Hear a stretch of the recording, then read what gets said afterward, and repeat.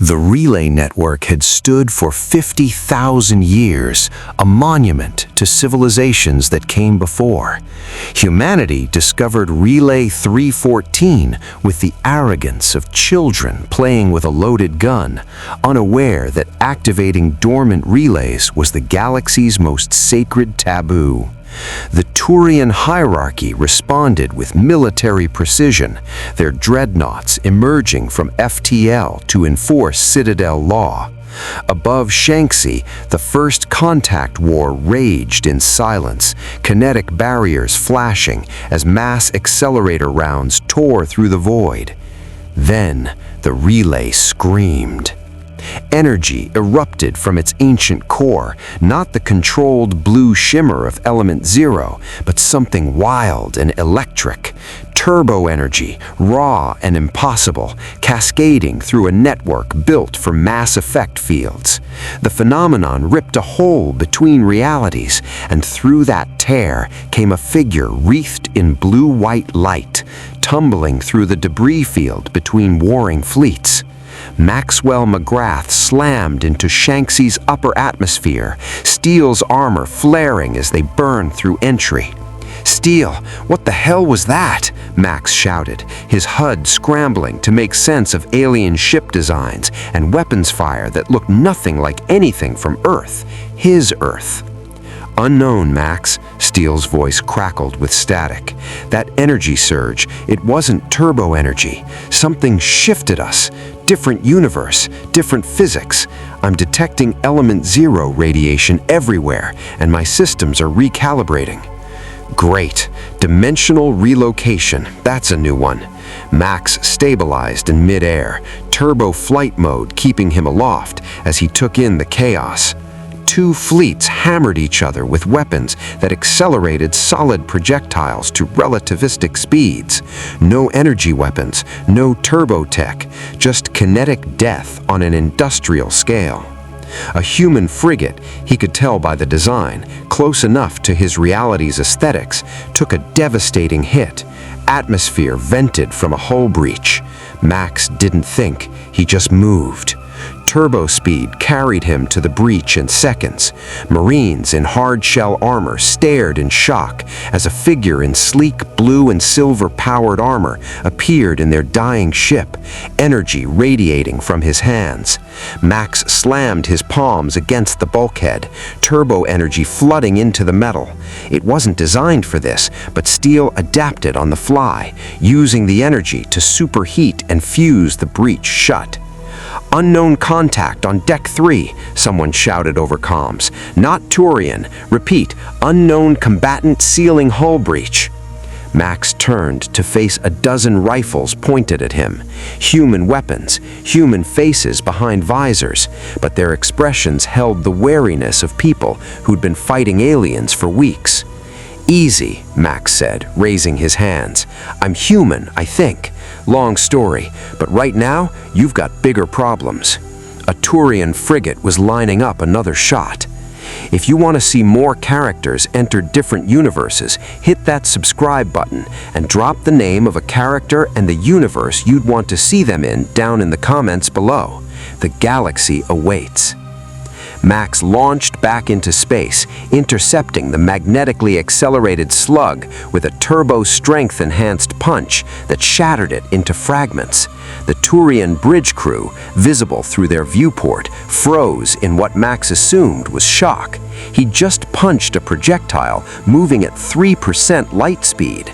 "Steele, we need to figure out what's happening here before we pick a side." "Agreed, Max.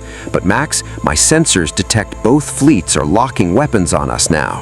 "Yeah, I noticed." The ceasefire lasted exactly 47 seconds.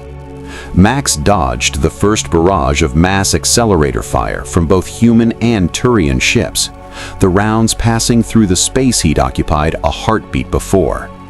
Turbo speed made him a blur against the stars, but Steele's warnings flooded his HUD with threat indicators. These weapons were different from what he knew.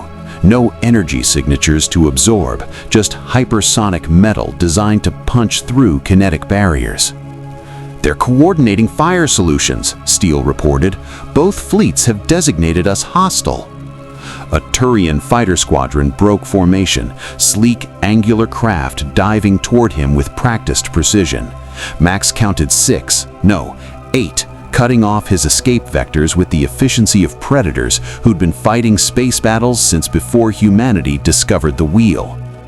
Max, their weapons use electromagnetically accelerated projectiles, no energy component. I can't absorb or redirect them like we're used to. Then we don't get hit. Max poured turbo energy into his flight systems, acceleration pressing him back as he weaved through incoming fire. The Turian pilots were good, scary good, anticipating his movements and layering their firing patterns. One round grazed his shoulder, Steel's armor absorbing the impact, but the force still rattling Max's teeth. He couldn't fight back. These were people defending their territory, enforcing laws he didn't understand. The human fleet was trying to protect their colony. Nobody here was the villain. Max dove toward Shang-Chi itself, using the planet's atmosphere as cover.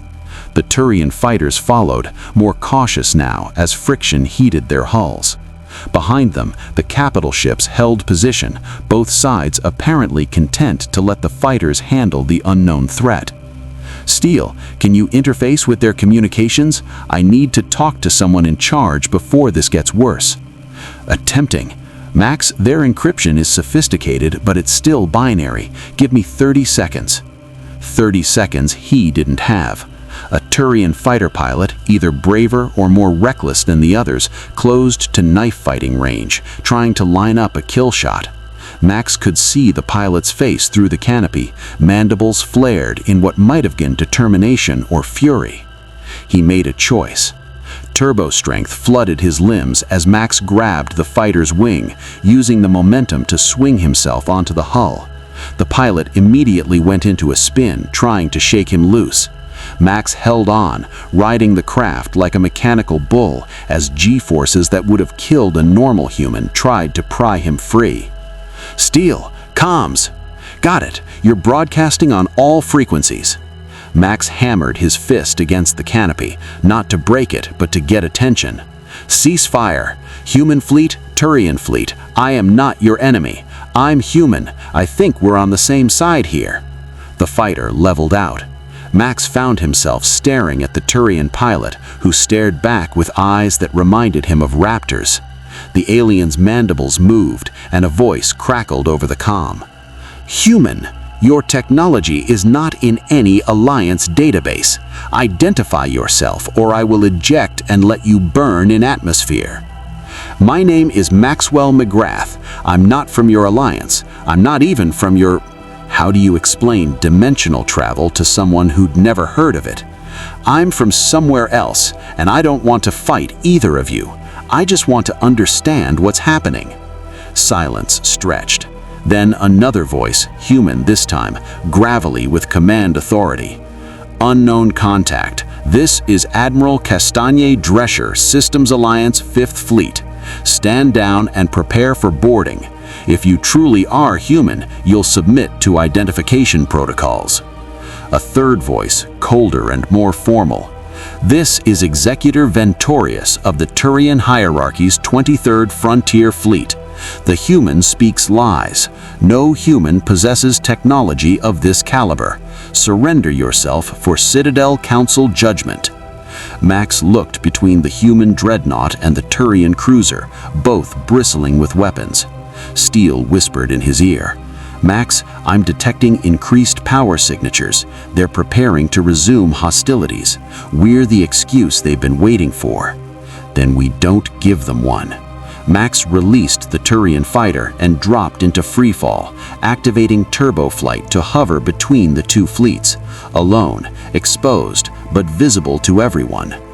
I don't know what laws I broke by being here.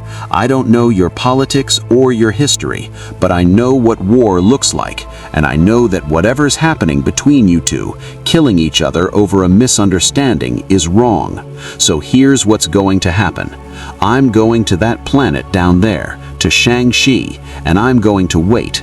If you want to talk, I'll talk. If you want to fight, turbo energy crackled across his armor, bright enough to light up the void. Then you'll learn real fast why that's a bad idea." He didn't wait for a response. Max dove toward Shang-Chi, leaving both fleets scrambling to decide if he was a threat, an asset, or something they'd never encountered before.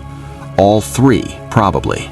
Shang-Chi had been beautiful once. The colony city of Tantalus sprawled across a coastal region where two oceans met, prefab structures mixed with newer construction that spoke of humanity's optimism when they first settled this world. Now, Turian kinetic strikes had carved craters into the city center, and fires burned in districts where civilians had huddled before the evacuation.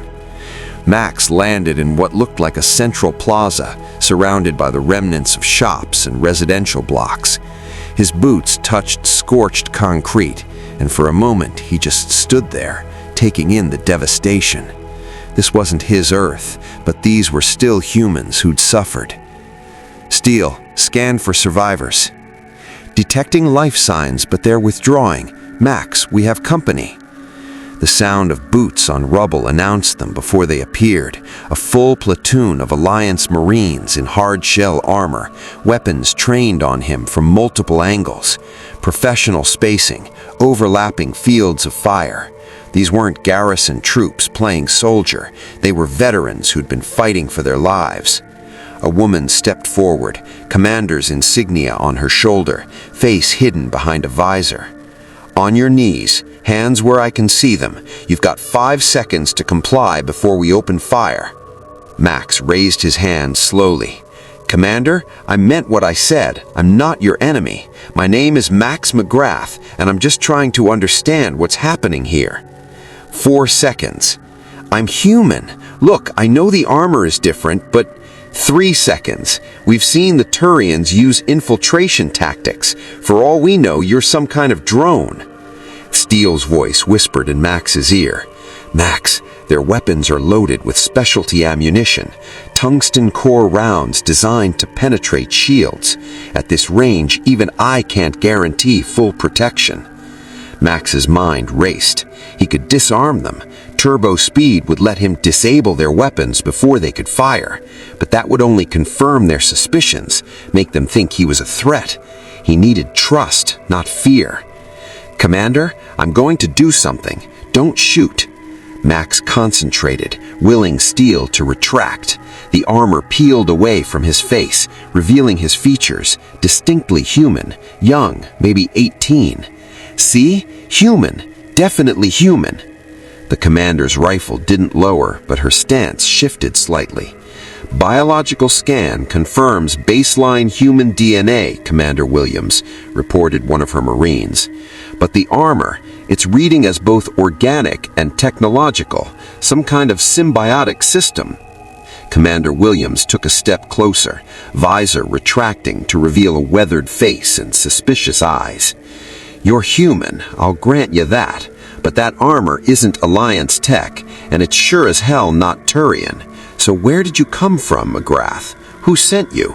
Nobody sent me. I was conducting an experiment with an energy source called turbo energy. Something went wrong, and I ended up here. Different universe, I think.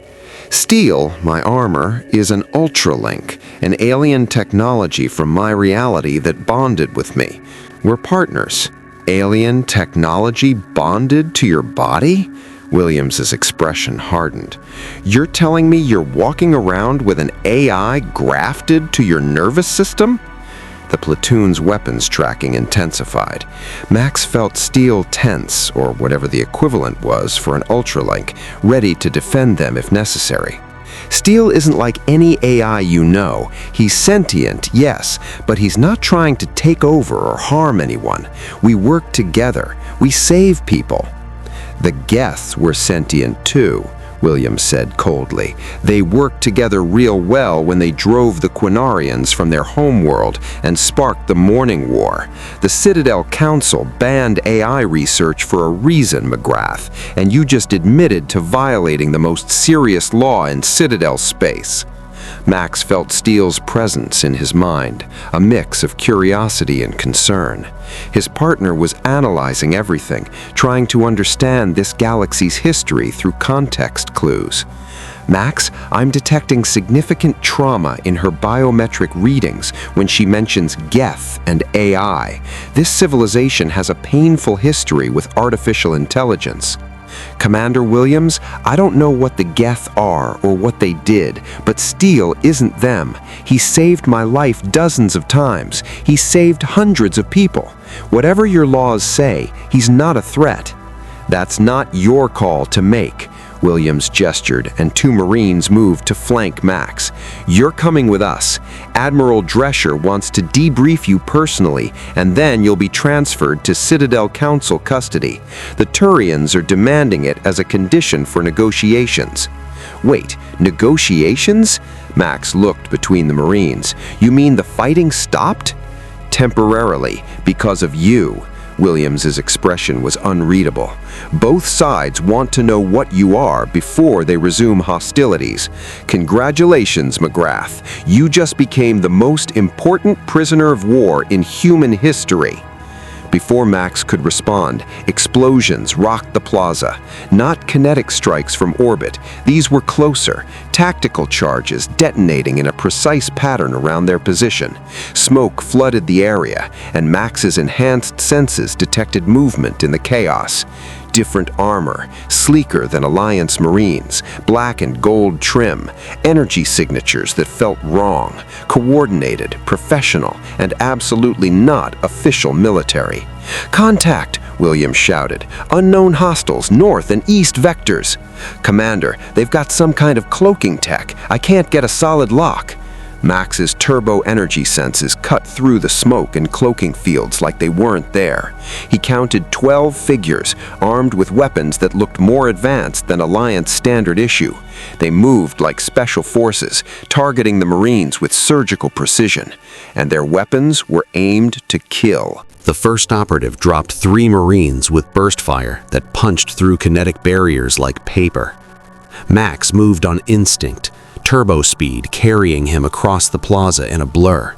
He grabbed Williams and 2 other Marines, pulling them behind cover as rounds chewed through the space they'd occupied. "What the hell are you?" Williams started. "Saving your lives," Max finished, Steele's armor snapping back over his face.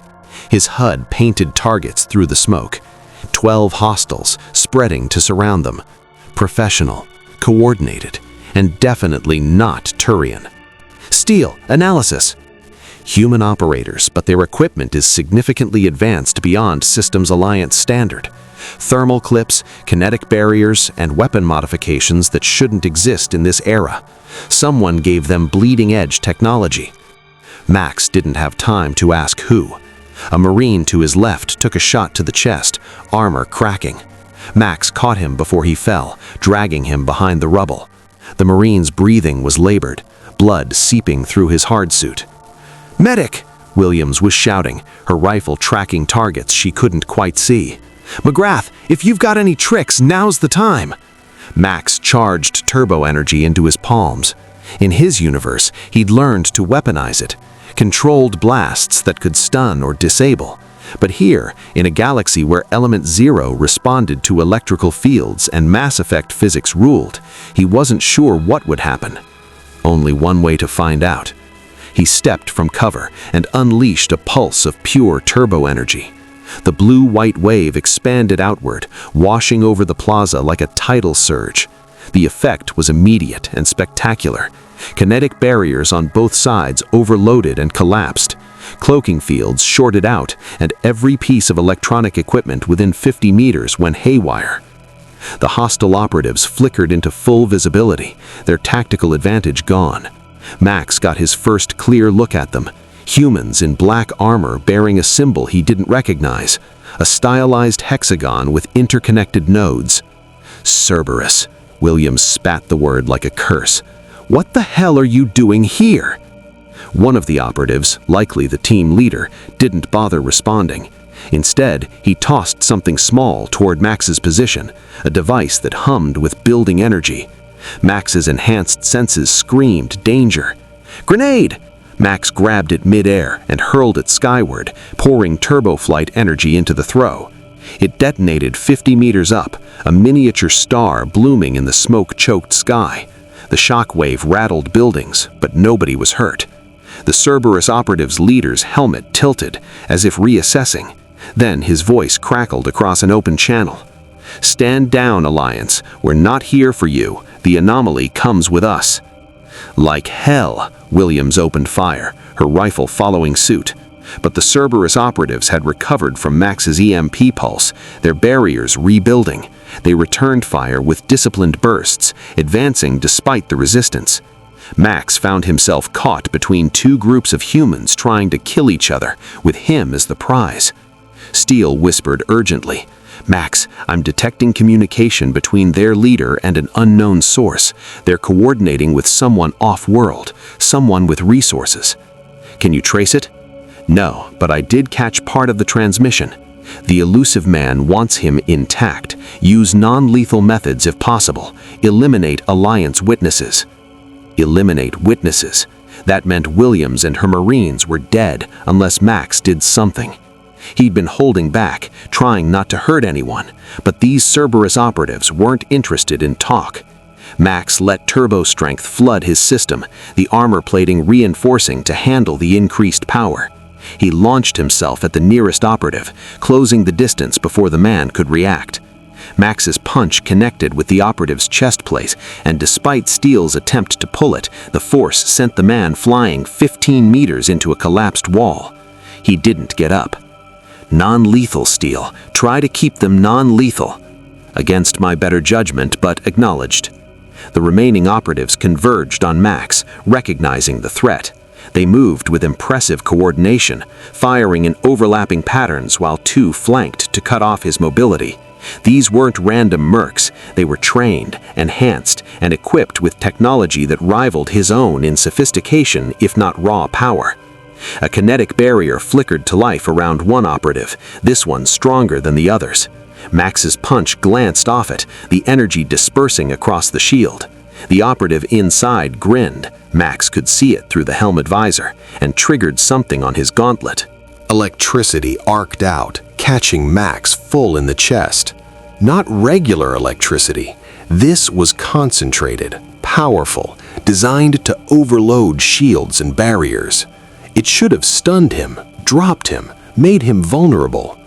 Instead, turbo energy surged through Max's system, absorbing and converting the electrical attack into pure power.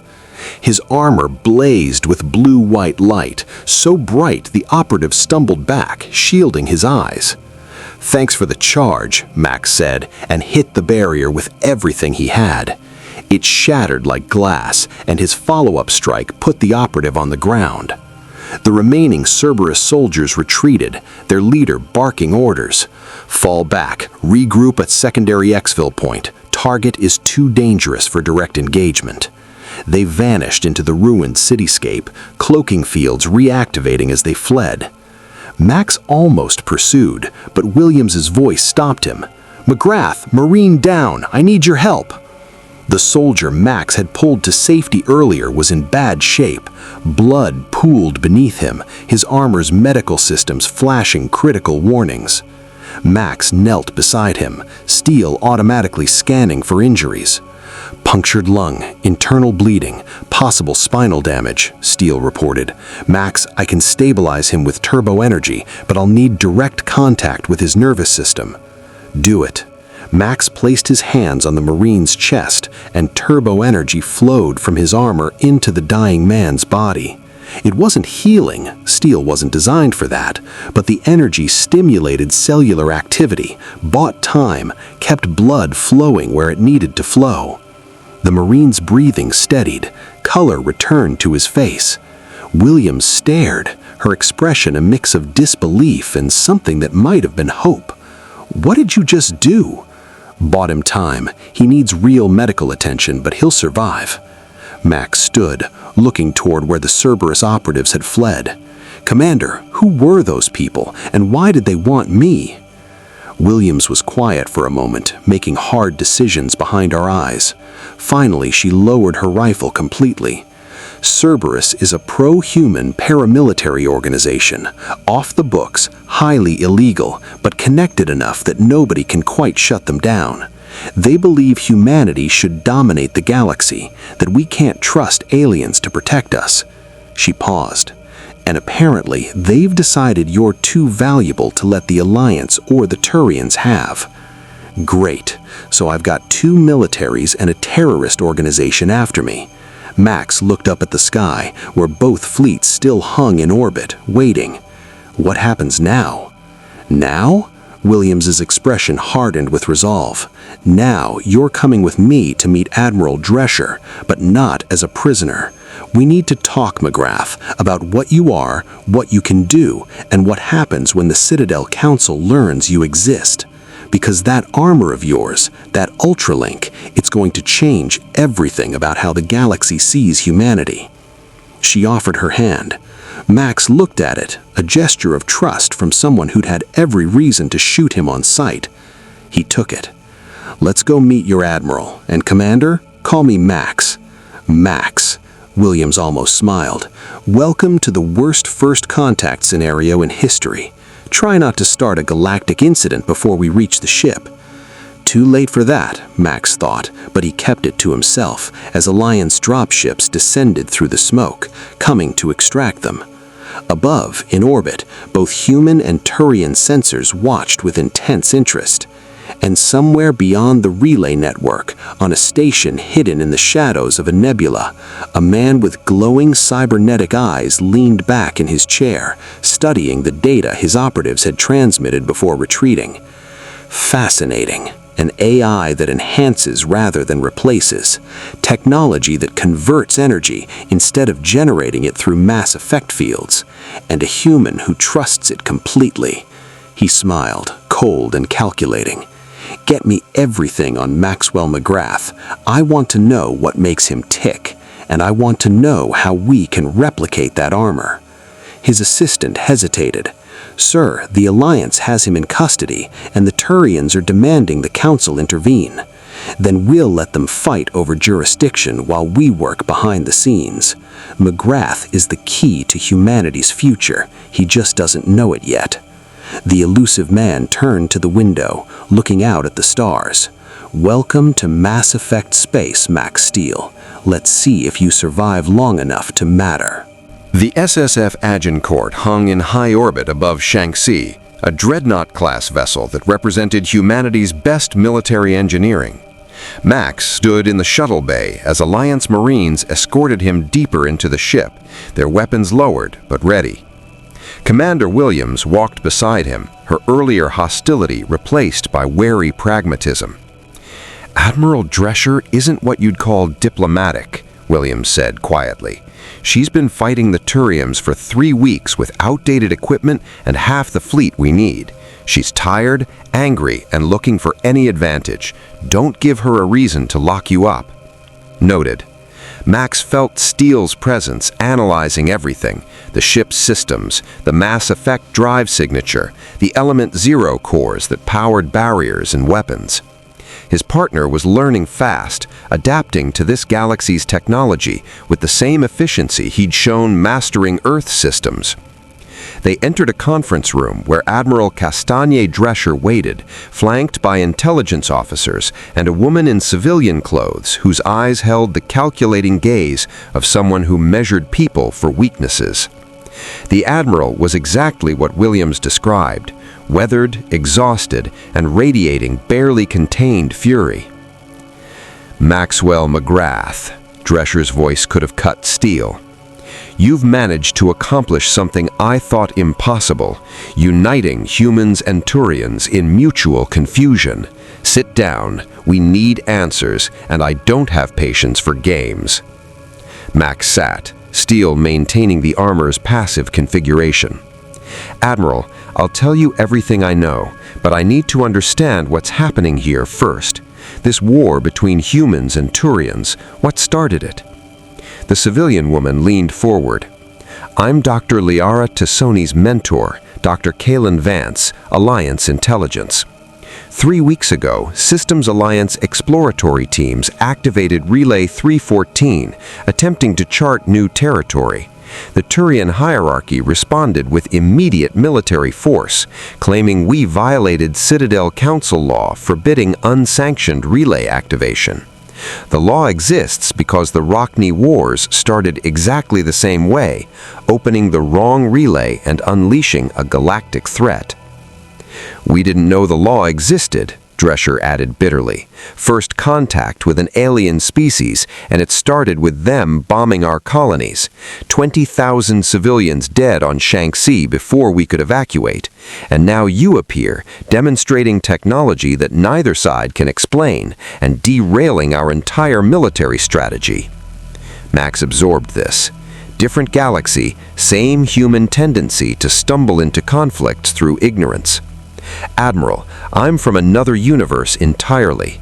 In my reality, humanity never encountered aliens, never developed mass effect technology. What you're seeing, my armor, my abilities, come from turbo energy, a power source unique to my dimension. Steel is an ultralink, synthetic life from an alien species called the Machino in my universe." The intelligence officers exchanged glances. One spoke up. "Synthetic life? You mean artificial intelligence? Do you understand what that means here?" Commander Williams mentioned the Geth and something called the Morning War. "I gather your civilization has trauma around AI." "Trauma doesn't begin to cover it." Dr. Vance pulled up holographic displays, showing images of synthetic beings, humanoid forms with glowing optics and rifle platforms. "The Geth were created by the Quarians as labor and military units. They achieved sentience and asked existential questions their creators couldn't answer. The Quarians attempted to shut them down, and the Geth responded with overwhelming force. 300 years ago, they drove an entire species from their homeworld and nearly wiped them out. Since then, AI research is banned across Citadel space. The penalty is immediate military intervention." Steele's voice resonated through Max's armor, speaking directly to the room. Several officers reached for weapons before Drescher held up a hand. "I am not the Geth," Steele said, his tone carrying a weight Rax rarely heard. "I do not seek to harm organic life. I bond with Max by choice. We are partners, not master and slave. Your Geth failed because they were given consciousness without purpose, life without value. I was given both by Max's trust." The room fell silent. Then Drescher leaned back, studying Max with new intensity. "You trusted completely." "Him," Max corrected. "And yes, Steele has saved my life more times than I can count. He's not property or a weapon. He's my friend." "Friendship with an AI," Drescher shook her head. "The Turians are going to lose their minds when they hear this. Hell, the whole Citadel Council will demand your immediate termination." Pause. "But right now, you're the only reason the Turians haven't resumed their assault. They're as confused as we are about what you represent. That gives us leverage." With respect, Admiral, I'm not leverage. I'm a person who got stranded in this galaxy by accident. Max kept his voice level. I don't want to be a weapon for either side. I want to understand this universe, figure out how to adapt, maybe find a way home eventually. Home? Dr. Vance's eyes gleamed with scientific fascination. You're saying you can travel between dimensions? The energy readings we detected during your arrival were off every scale we have. If we could understand how... Doctor, Drescher's tone cut her off. One crisis at a time. She turned back to Max. Here's the situation. The Turians have agreed to a temporary ceasefire while the Citadel Council reviews your case. That means in approximately 6 hours, representatives from the Council will arrive to determine what you are and whether you're a threat to galactic security. The Council consists of 3 major species: the Asari, peaceful philosophers who've been spacefaring for thousands of years, the Solarians, brilliant scientists with accelerated metabolisms, and the Turians, who you've already met. What do they want with me? to decide if you're an asset, a threat, or something that needs to be locked away where nobody can access you or your technology. Drescher stood, walking to the viewport where Shan-Shi hung below. McGrath, I'm going to be blunt. Humanity is at a massive disadvantage in this galaxy. We're newcomers, primitives in the eyes of species that have been exploring the stars for millennia. The Turians have better ships, better weapons, and thousands of years of military doctrine. We've been losing this war. She turned back to face him. Then you appear. You punch through kinetic barriers that should stop anything. You absorb energy attacks. You move faster than our sensors can track and hit harder than a mass accelerator round. And you're human. Her expression hardened with something like hope. You could change everything. Max felt the weight of expectations settling on his shoulders. He'd dealt with this before, people seeing him as a weapon, a solution, salvation wrapped in armor. It never ended well when he let himself become that. I stopped one battle, Admiral. I'm not going to win your war. Maybe not, but you can help us survive long enough to reach an actual peace. Drescher pulled up tactical displays showing Shan-Shi's defenses. The Turians have orbital superiority. They're waiting for Council authorization to resume their assault. When that happens, every human on this planet dies unless we can convince the Council that humanity deserves a seat at the table, that we're not primitives who stumbled onto relay technology, but a species capable of contributing to galactic civilization. And you think I'm your proof of concept. I think you're exactly what humanity needs right now, a reminder that we're capable of extraordinary things. Drescher met his eyes. I'm not asking you to fight for us, McGrath. I'm asking you to stand with us when the Council arrives. Show them that humans can achieve what they think is impossible. Be the reason they hesitate before writing us off as expendable. Max looked at Commander Williams, who'd been silent throughout. She nodded slightly, not ordering him, but acknowledging the truth of what Drescher said. Steele whispered in his mind, Max, I've been analyzing their technology and military doctrine. The Admiral is correct. Humanity is outmatched here, but she's also asking us to become political symbols. That comes with complications. It always does, Max murmured. He thought about the humans who'd died defending Shan-Shi, the Marines who'd been ready to die protecting their commander, the fear he'd seen in Williams's eyes when she thought her people were about to be slaughtered by Cerberus operatives. Different universe, same human courage. All right, Admiral, I'll meet your council, but I have conditions. Drescher raised an eyebrow. You're negotiating? You want me to represent humanity's potential? Then treat me like a person, not a weapon. No experiments, no attempts to replicate steel, no dissecting my armor. And if the Council decides I'm a threat, I walk away. I won't be imprisoned for the crime of existing. The Council doesn't negotiate. Then maybe it's time they learned. Max stood, armor flowing across his form in a display of casual power. 6 hours, you said. I'll be ready. But Admiral, I'm doing this because it's right, not because I'm taking orders. Remember the difference. He walked towards the door, Williams falling into step beside him. As they left, Max heard Dr. Vance whisper to Drescher, "He's going to be a problem, isn't he?" Drescher's response was quiet but clear. Only if we try to control him. Otherwise, maybe he's our salvation. The Quarian envoy arrived before the Council, which told Max everything about how seriously the galaxy took his existence.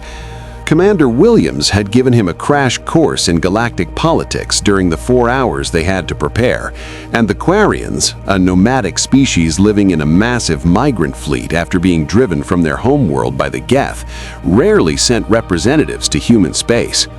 Tali Zora Naraya stood in the Agincourt's engineering bay, her environmental suit marking her as one of the few species who couldn't survive outside controlled atmosphere.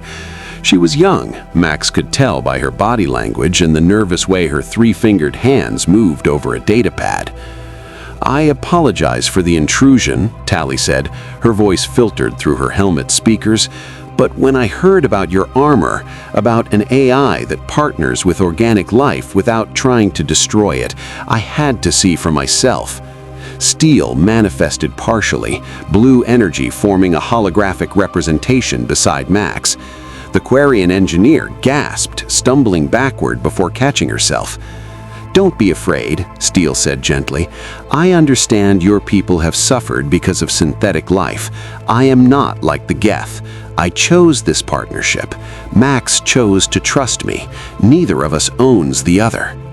Tali approached slowly, scanning Steele's holographic form with devices built into her suit. "Your architecture is completely foreign. No neural network patterns, no standard processing arrays. You're not code running on hardware. You're something else entirely." "I'm an Ultralink. In our universe, we were created as weapons, designed to bond with technology and convert it to serve the Makino's conquest. But I broke free of that programming when I met Max. I chose to use my abilities to protect instead of destroy." "Chose?" Tali's voice carried wonder and pain. "The Geth said they chose too. They chose to kill 300 billion Quarians." Max stepped forward carefully. "I don't know what happened with your people in the Geth, Tali, but I know Steele. I've fought beside him, trusted him with my life and the lives of people I care about. He's not trying to evolve beyond his programming or questioning his existence. He knows exactly who he is." "Because you gave him purpose." Tali's helmet tilted, studying them both. "The Geth asked their creators, 'Does this unit have a soul?' And we responded with termination orders. We were afraid of the answer." She paused. "Max McGrath, would you let me study your bond? Not invasively, I promise no harm. But if I could understand how an organic and synthetic consciousness can truly coexist, it might help my people. The Quarians are trying to reclaim our homeworld from the Geth, but we're fighting a war we don't understand how to win." Steele spoke before Max could answer. "I will share our neural interface specifications freely, Talizora, not as data to exploit, but as evidence that synthetic and organic life can be partners. Perhaps your people and the Geth can find peace where others found only war." Tali's hands trembled. "You just give me this information? The Alliance would pay billions for technology like yours. Cerberus tried to kidnap you for it, and you'd give it to a Quarian engineer you just met?" "Knowledge shouldn't be hoarded," Steele replied. "And if it helps prevent more suffering like your people endured, then sharing it is the right choice." Max felt pride in his partner's words. This was why he trusted Steele, not just because of power or capability, but because underneath the alien technology was genuine compassion. Tali worked in silence for 20 minutes, her instruments scanning the bond between Max and Steele.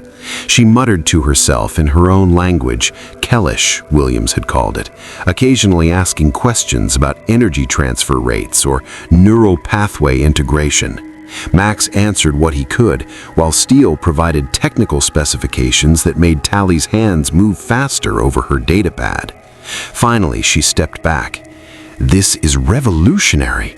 Your turbo energy doesn't just power the armor, it's the communication medium between your nervous system and Steele's consciousness. You're not controlling him or being controlled, you're harmonizing." She looked up at Max. "Has it always been this way?" "Not at first," Max admitted. "When Steele first bonded with me, it was rough. We didn't understand each other. But over time, we learned to work together, to trust each other.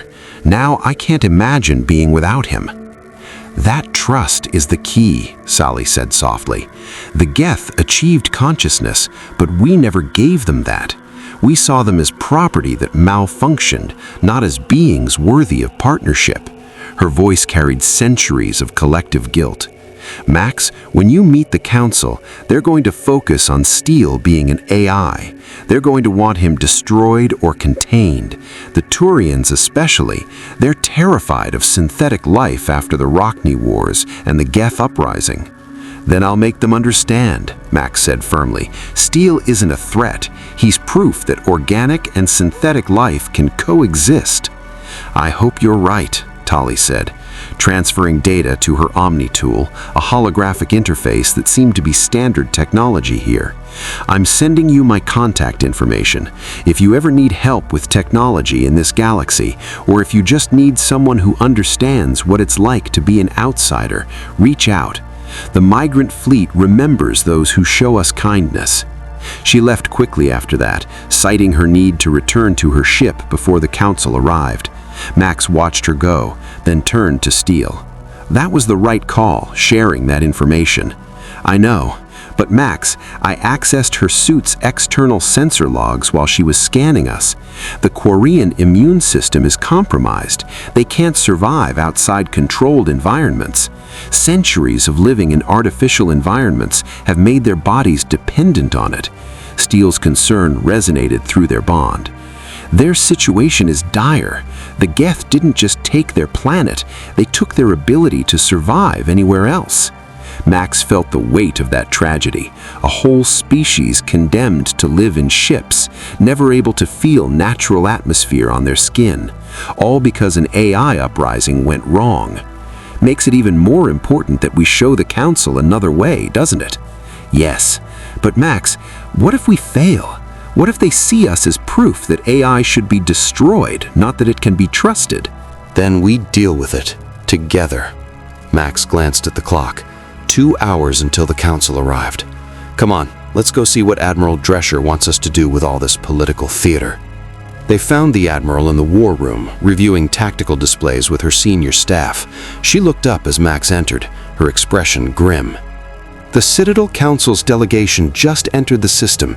3 representatives, Councillor Tavos of the Asari, Councillor Valern of the Solarians, and Councillor Spiratus of the Turians. Drescher highlighted 3 ships on the tactical display. They're bringing a full security detachment and enough firepower to level this ship if they decide you're a threat. McGrath, I need you to understand something. The Council doesn't just make laws for one species. They govern the entire galactic community. If they declare you an existential threat, every species in Citadel space will hunt you. No pressure then, Max muttered. This isn't a joke. Drescher's control cracked slightly. These beings have overseen galactic civilization for thousands of years. They've survived the Rockney Wars, the Krogan rebellions, the First Contact War with dozens of species. They know how to identify threats to galactic stability, and an AI-bonded human with dimensional travel capabilities is going to set off every alarm they have. Admiral, Max kept his voice calm. I get it. This is bigger than me, but I'm not going to grovel or pretend to be less than I am just to make them comfortable. Steele and I are a package deal. Either they accept us both or they get neither. Commander Williams spoke up from her position by the door. Sir, he's right. If we present McGrath as a weapon we're trying to justify, the Council will see through it immediately. But if we present him as exactly what he is, a human who stumbled into our universe and wants to find his place in it, we show them humanity isn't trying to militarize AI technology. We're trying to understand it. Drescher considered this, then nodded slowly. All right, we play it straight. No political maneuvering, no attempts to spin the narrative. McGrath, you speak for yourself and Steele. Be honest, be clear, and for the love of God, don't threaten a counselor. Wasn't planning on it, Max said. But Admiral, if they try to separate me from Steele, if they demand I surrender him for study or destruction, I'm gone. I won't let them hurt my partner. Then let's hope it doesn't come to that. Drescher straightened her uniform. The Council is arriving in 15 minutes. Time to see if humanity gets a seat at the table or a one-way ticket to irrelevance. Max followed her to the Agincourt's main docking bay, where Alliance Marines stood at attention and diplomatic staff scrambled to prepare. Through the bay's atmospheric shield, he could see 3 ships approaching, sleek vessels that made the Agincourt look primitive by comparison. Steele, Max whispered, whatever happens, we stick together. Always, Max. We face this galaxy the same way we faced everything else, as partners. The Council's ships docked with perfect precision, and the bay pressurized. Max took a deep breath as the airlocks opened, revealing beings from species he'd never imagined existed. His introduction to galactic politics was about to begin, and based on the expressions of the aliens stepping off those ships, it wasn't going to be friendly. Counselor Tevos moved with grace that seemed effortless, her blue skin and gentle features marking her as a Sauri, a species Williams had described as the galaxy's diplomats and peacemakers. Counselor Valerne of the Solarians was her opposite, quick movements, large eyes that seemed to process everything instantly, and a voice that spoke faster than Max could easily follow. And then there was Spectres. The Turian counselor's face was all hard angles and metal plates, his flanging voice carrying barely restrained hostility. He looked at Max the way someone might regard a bomb that hadn't exploded yet. "This is the anomaly?" Spectres' mandibles flared. "A human child wearing illegal AI?" "I'm 18, Max said before Drescher could respond, "old enough to make my own choices. And steel isn't illegal where I'm from because we don't have laws against AI. We don't even have the kind of AI you're worried about." Tevos raised a hand, and Spectres fell silent, reluctantly. "Maxwell McGrath, we've reviewed the sensor data from your arrival and the subsequent confrontation with both Alliance and Hierarchy forces. Your technology defies explanation. Before we proceed, we must understand, are you human or are you a synthetic construct wearing human form?" "I'm human. Baseline genetics, born on Earth, in my universe. Steel bonded with me 3 years ago after an accident with experimental technology. We've been partners ever since." Valerne spoke rapidly, his words tumbling over each other. "Dimensional transference impossible according to current models. Mass effect fields don't permit cross-universal travel. Energy readings suggest exotic physics unknown to Citadel science. Requires investigation before classification. Threat assessment incomplete. Recommend immediate quarantine pending—" Tevos interrupted gently. "Counselor, perhaps allow the subject to explain before determining containment protocols." Max felt Steele's tension through their bond. Quarantine meant separation, study, possibly dissection. They dealt with organizations trying to weaponize them before. N-Tech in their early days, various villain groups, even some misguided governments. But this was different.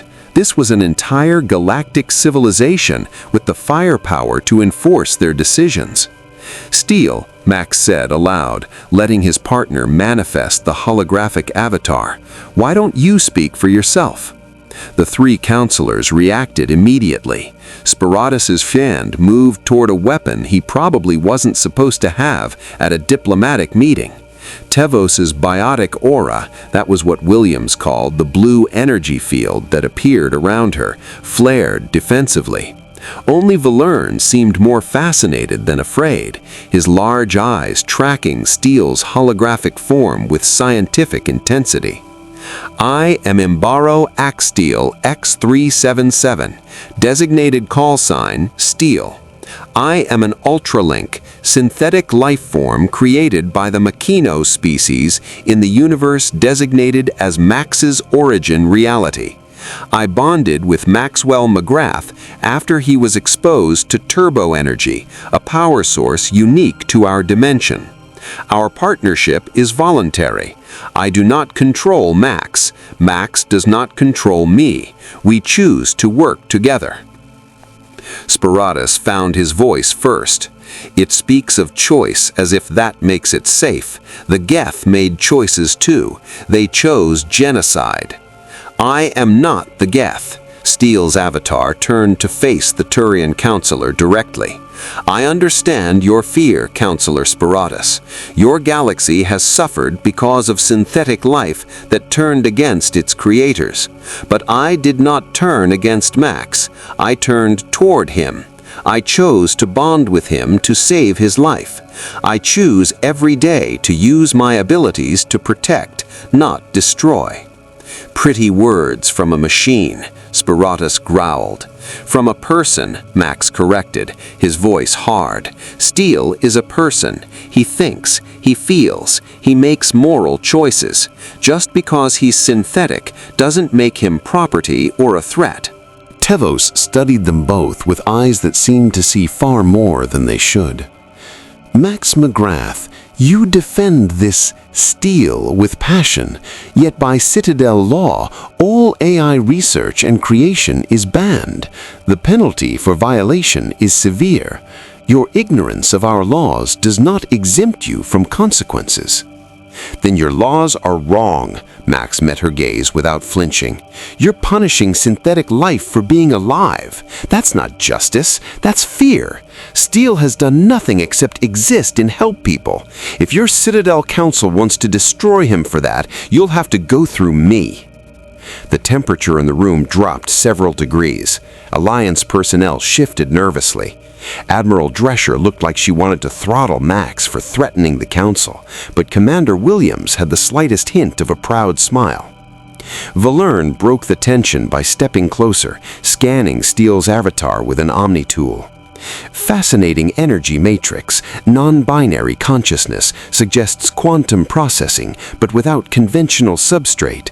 How does information persist across transformations? Neural interface with organic host, unprecedented. Question is, partnership truly mutual or sophisticated deception?" "It's mutual," Max and Steele said simultaneously, then looked at each other.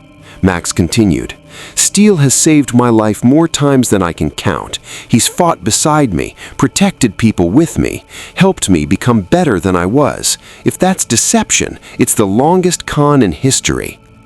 "Or the most dangerous," Spiratus wasn't backing down. "You claim partnership, but we have only your word. For all we know, this AI has compromised your mind, made you believe you're willing when you're actually enslaved. The Geth did similar things to captured Koranians during the Morning War, made them believe the Geth were peaceful while using them as propaganda." Steele's avatar flickered with what might have been anger.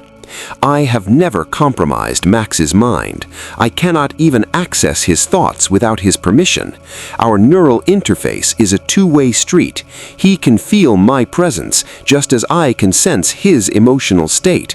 We are transparent to each other by choice, not by programming." Tevos raised her hand again, silencing Spiratus's response. "Then prove it. If your bond is truly mutual, demonstrate. Counselor Valerne, can your equipment detect neural patterns?"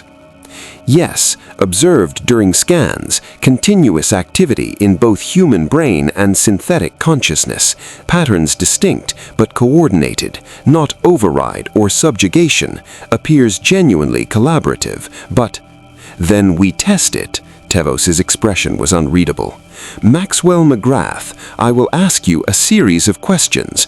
Answer honestly.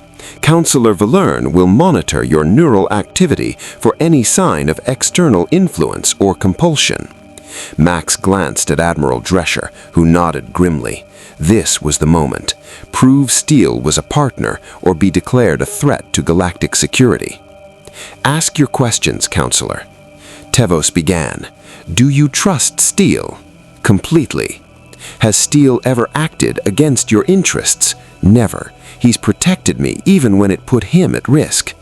"If Steel asked you to harm an innocent person, would you do it?" "He wouldn't ask that, but if he somehow did, no, I'd refuse and he'd respect my choice." "If the Council ordered Steel's destruction, what would you do?" Max's jaw tightened. "I'd protect him. I won't let anyone destroy my partner just because they're afraid of what he represents." Valerne's Omnitool beeped rapidly. Neural patterns consistent, no signs of external manipulation, emotional responses genuine, protective instinct toward synthetic entity, extraordinary but appears authentic. Conclusion, partnership not compelled. Assessment uncertain. Threat level remains unknown. Tevos finished. Which brings us to the core issue. She addressed Admiral Drescher now. Admiral, humanity has stumbled into galactic civilization at the worst possible time. The Turian hierarchy is rightfully concerned about relay activation protocols. The Council is divided on whether humans should be granted embassy status or quarantined until we better understand your species' intentions. And now you present us with Maxwell McGrath, a human bonded to AI technology, wielding power that rivals Citadel's best military hardware and claiming dimensional origin. Drescher stepped forward. Counselor, Max McGrath arrived in our galaxy by accident. He's not a weapon we created or a threat we're trying to hide. He's a young man who wants to understand this universe and find his place in it. Humanity didn't create his AI. We barely understand it ourselves. Punishing us for his existence would be like punishing the Asari because of biotic mutations. Biotics are organic evolution, Speratus countered. This is synthetic life with unknown capabilities and unknown loyalties. My loyalty is to Max, Steele said quietly, and through Max to the people worth protecting. I don't seek galactic domination or the destruction of organic life. I seek to exist peacefully and help where I can. Tevos was silent for a long moment. When she spoke, her voice carried the weight of millennia. The Council will deliberate. Maxwell McGrath, you and your partner will remain aboard this vessel under Alliance custody until we reach a decision. Do not attempt to leave Shanxi's system. Do not interfere with Turian or Alliance military operations, and do not demonstrate your abilities in any way that could be construed as hostile. And if I disagree with your decision, Max asked, then you will be declared an enemy of Citadel space, and every species under Council authority will be obligated to neutralize you. Tevos's gentle tone made the threat somehow worse. I suggest you hope our deliberations favor your continued freedom. The Council delegation departed, leaving Max standing in the docking bay with Alliance personnel who looked at him like he'd just signed humanity's death warrant. Admiral Drescher approached, her expression exhausted. Well, McGrath, you just told the most powerful government in the galaxy to go to hell. I hope you have a plan for when they take you up on it. Max watched the Council ships undock through the atmospheric shield. I have steel. That's always been enough before. This isn't your universe anymore, Drescher warned. Here, being powerful just makes you a bigger target. Then they're about to learn what happens when they target the wrong person. Commander Williams moved to Max's side. Sir, recommend we prepare contingencies. If the Council rules against McGrath, we need extraction protocols. Extraction to where, Commander? If the Council declares him a threat, there's nowhere in Citadel space he can hide. Max turned to face them both. I'm not hiding, and I'm not running. If the Council wants to talk, I'll talk. If they want to fight, turbo energy crackled across his armor. I'll make sure they remember why that was a mistake. Steele's presence resonated through their bond. Max, I'm detecting communication traffic between the Council ships and an unknown source. Someone else is listening to these negotiations. Cerebus? Possibly, or something worse. Steele paused. The Shadow Broker. Tali mentioned them, an information dealer with resources across the galaxy. If they're interested in us, our problems just multiplied. Max looked up at the stars beyond the Agincourt's hull. Somewhere out there, powerful beings were deciding his fate, and somewhere else, other powerful beings were planning to take what he represented by force. Just another day being Max Steele, except this time, the whole galaxy was watching. The Council's deliberations took 6 hours. 6 hours of Max pacing the Agincourt's observation deck while Steele analyzed every scrap of data they could access about this galaxy's politics, technology, and threats. 6 hours of Admiral Drescher fielding communications from Earth government officials who wanted Max turned over to their custody, from Cerberus intermediaries offering protection, and from the Turian hierarchy demanding he be imprisoned immediately. Commander Williams found him watching Shanxi rotate below, the planet's scars visible even from orbit. "You should eat something," she said, offering a ration pack. "Whatever the council decides, you'll need energy." Max took it without tasting the contents. "Williams, can I ask you something? Back on Shanxi, when Cerberus attacked, you could have let them take me, would have solved your problem, but you fought for me instead. Why?" Williams was quiet for a moment. "Because you saved Henderson.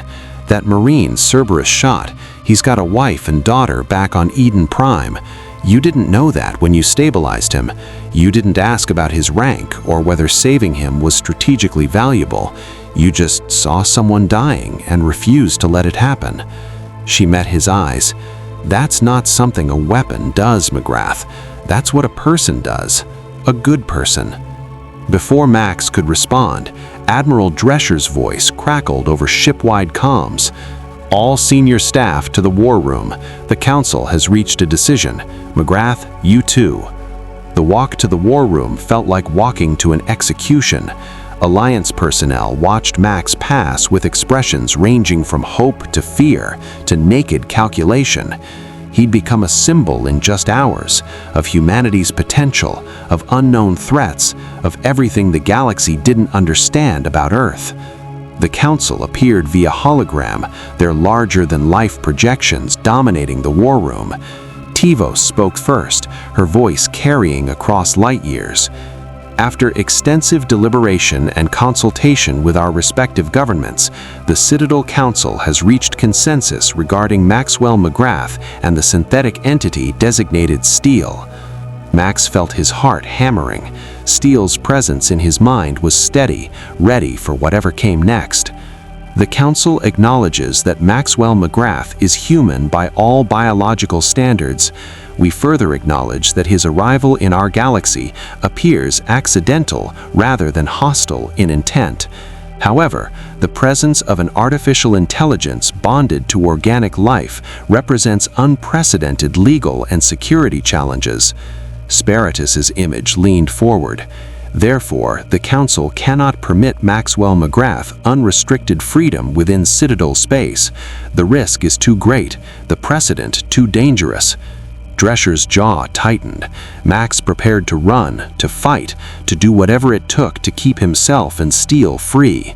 Then Tivos continued. "However, we also recognize that destroying Maxwell McGrath or forcibly separating him from his synthetic partner would be unjust given his lack of hostile action and his demonstrated control over his abilities. The Council proposes a compromise."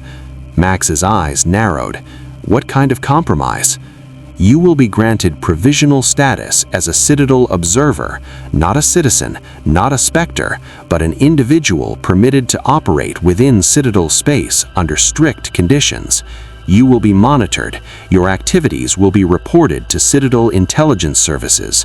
Any hostile action will result in immediate termination of this status and your classification as a galactic threat."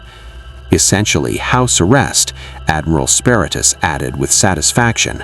"You'll be free to move, but never truly free. A leash disguised as tolerance." Valern spoke rapidly. "Conditions include no replication of synthetic technology, no distribution of dimensional travel data, regular check-ins with Citadel authorities, restriction from sensitive military installations, requirement to assist Council operations when requested, essentially controlled asset status with limited autonomy." "You want me to be your pet project, your tame AI-human hybrid who jumps when you say jump. We want you to prove that synthetic and organic life can coexist," Tivos corrected. "If you succeed, if you demonstrate over time that Steel poses no threat, that your partnership is genuine and sustainable, the Council will revisit these restrictions. You could become evidence that our laws regarding AI are too absolute. or you could prove those laws exist for good reason. It was clever, Max realized. The Council couldn't destroy him without looking tyrannical, especially after he'd saved human lives and stopped a battle through non-violent intervention. So they'd turned him into a test case, proof of concept for AI-organic coexistence or confirmation of their worst fears. "And if I refuse your compromise?" Max asked. "Then you leave Citadel space immediately and never return," Spectres said. "We'll provide coordinates to unexplored regions beyond Council authority. What happens to you there is no longer our concern." "Those regions include territory controlled by the Terminus systems," Williams whispered to Max. "Pirate havens, slave traders, criminal syndicates. It's where people go when they're running from the law." "Or where people go when they want freedom," Max countered. He looked at the Council projections. "So my choices are accept your surveillance state and live as a curiosity you study, or disappear into the galaxy's criminal underbelly. Not exactly inspiring options." "The galaxy is not required to inspire you, Mr. McGrath," Tevos said. "It simply is. You must choose how you exist within it." Steele's voice resonated through the room again. "Counselors, I have a question. If Max accepts your terms, what happens to me specifically? Am I property of the Council? Am I classified as a non-citizen entity?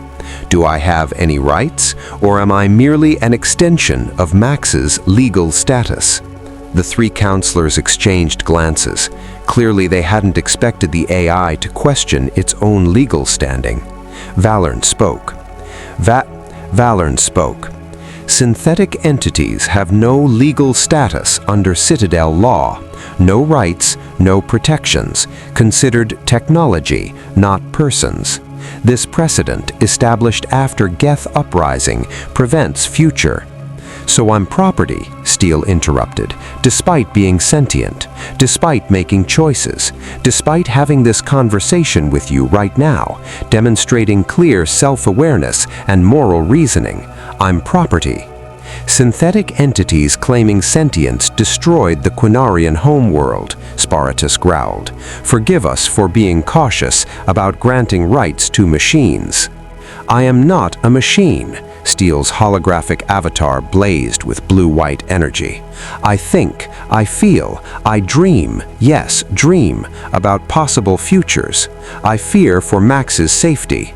I experience what you would call friendship, loyalty, even love for the organic being I've bonded with. If I'm not a person, then define what a person is that excludes me while including you." The silence that followed was deafening. Max had never heard Steele this passionate, this raw. His partner was fighting for his own existence in a way he'd never had to before. Tevos spoke carefully. "Steele, your passion is noted, but Citadel law is clear. Changing it would require decades of debate and species-wide consensus. The trauma of the Geth Uprising runs too deep." "Then your law is built on fear, not justice," Steele replied. "And if Max accepts your terms, he's accepting that I'm his property, that our partnership is legally defined as ownership, that everything we've built together is reduced to a human with sophisticated equipment." Max felt the weight of that. He'd never thought of Steele as property, never. But that's what this galaxy would call their bond. That's what the Council's compromise actually meant. "No," Max said quietly, "I won't accept those terms." Admiral Drescher started forward. "McGrath, think carefully." "I am thinking carefully, Admiral." Max's voice strengthened. "Steele is my partner, not my possession, not my weapon, not my equipment. If the Council can't recognize that, if this galaxy can't accept that synthetic life deserves the same rights as organic life, then maybe your civilization isn't as advanced as you think." Spectres' mandibles flared. "You're throwing away the Council's mercy because of pride?" Because of principle, Max corrected. Steele stood up for me against the Mackinac. He saved countless lives. He's earned the right to be recognized as a person, not property. If that's too much to ask from your galactic civilization, then maybe your civilization isn't as advanced as you think. Tevos regarded him with something that might have been respect. You understand this means exile from Citadel space, that humanity's first impression on the galactic stage will be tainted by your defiance. Max looked at Admiral Drescher, who'd gone pale. This would complicate Earth's already difficult position, but Williams was nodding slightly, understanding what Max was fighting for. I understand, and I'm sorry it has to be this way, but I won't compromise Steele's personhood just to make the galaxy comfortable. Then the Council has no choice, Tevos said formally. Maxwell McGrath, you are hereby declared persona non grata in Citadel space. You have 72 hours to depart Alliance territory. Should you return, you will be classified as hostile and responded to accordingly. The holograms flickered off. Admiral Drescher turned on Max, barely containing her fury. Do you have any idea what you just did? Humanity needs the Council's approval for ambassador status, for trade agreements, for any chance at survival in this galaxy, and you just spit in their faces. I did what was right, Max said firmly. Right doesn't matter when you're extinct. Drescher slammed her hand on the tactical display. The Turians were looking for any excuse to label humanity as reckless. You just gave it to them. Every human in Council space is going to suffer because of your principles. Commander Williams stepped between them. Sir, with respect, McGrath made a choice about his own freedom. We can't blame him for refusing to accept second-class status. Freedom? Drescher laughed bitterly. He just chose exile over compromise. That's not freedom, that's pride. Max felt Steele's support through their bond, steady and unwavering. Admiral, I'm sorry. I know this complicates things for Earth, but I couldn't... He struggled for words. Steele is my friend. I won't let anyone treat him as less than that, no matter the cost. Drescher's anger faded into exhaustion. Get out of my sight, McGrath. You have 72 hours before the Turians decide your fair game. I suggest you use them to disappear into whatever part of the galaxy will take you. Max nodded and left the war room, Williams following. As they walked the corridors, the commander spoke quietly. You know the terminus systems are going to eat you alive, right? No council authority means no protection. Warlords, slavers, mercenaries, they'll all want what you represent. Then I'll deal with them the same way I've dealt with every threat back home, Max replied, by not backing down. Your universe must be terrifying if that actually works. Despite everything, Max smiled. You'd be surprised. They reached the Agincourt's small armory, where Williams pulled up star charts. If you're serious about leaving Council space, you need coordinates. There, she highlighted a region beyond the relay network's established routes. Independent systems, no major government control. Dangerous, but you won't have the Council breathing down your neck. Thank you, Max said sincerely. Williams met his eyes. McGrath, for what it's worth, you did the right thing. Steele deserves to be recognized as a person. Maybe someday the galaxy will catch up to that idea. She paused. And hey, if you ever need Alliance contacts in the Terminus systems off the books, send me a message. Earth might not officially support you, but that doesn't mean individuals can't. She left before Max could respond. He stood alone in the armory, looking at the star charts of a galaxy that had just rejected him. Steele, he said quietly, I just made enemies of the most powerful government in the galaxy for you. I know. Steele's presence was warm with gratitude. Thank you, Max. I didn't ask you to sacrifice your standing here, but you didn't have to ask. We're partners. That means we face consequences together. Max studied the coordinates Williams had given him. 72 hours. We need supplies, information, and a plan. I've been monitoring communications. Cerebus is still interested. The Shadow Broker's agents are positioning assets near Shanxi. And Max, there's something else. I detected a transmission from beyond the relay network. Something old. Something that noticed when we arrived through dimensional breach. Old how? Unknown, but the energy signature felt similar to the relays themselves. Ancient technology, watching and waiting. Max felt a chill. They'd been in this galaxy less than a day, and already they'd made enemies of the Council, attracted the attention of terrorist organizations and information brokers, and apparently woken something ancient. Just like home, really. All right, Max said, determination replacing uncertainty. We've got 72 hours before the galaxy comes after us. Let's use them to learn everything we can about this place, get supplies, and figure out our next move. Where do we even start? Max grinned, despite everything. Same place we always start, by helping people. The Terminus systems are full of folks who need protection from warlords and slavers, right? Sounds like they could use someone who doesn't care about politics or council approval. You want to become a vigilante in lawless space? Steele's tone carried amusement. Max, that's possibly the most reckless idea you've ever had. But it's our kind of reckless. Yes, it really is. They stood together in the armory, Max and Steele against a galaxy that didn't understand them, facing exile and danger with the same partnership that had carried them through every challenge before. The Mass Effect universe had no idea what it was in for, and somewhere in the darkness beyond the relays, something ancient stirred, drawn by the energy signature of a being from another dimension. The Reaper's cycle wasn't due for years, yet. But Harbinger had sensed something new, something that didn't fit the pattern, something that might change everything. The attack came 53 hours into their 72-hour grace period. Max was in the Agincourt's cargo bay, helping Alliance engineers understand Turbo Energy's properties, knowledge he'd give freely if it helped humanity survive in this hostile galaxy, when Steele's warning blazed through their bond. Max, multiple ships dropping out of FTL. Unidentified signatures, heavy weapons converging on our position.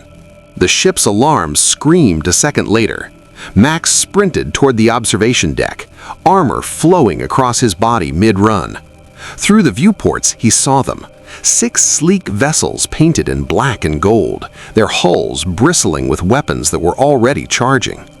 Cerberus, Commander Williams confirmed, arriving at his side with a rifle.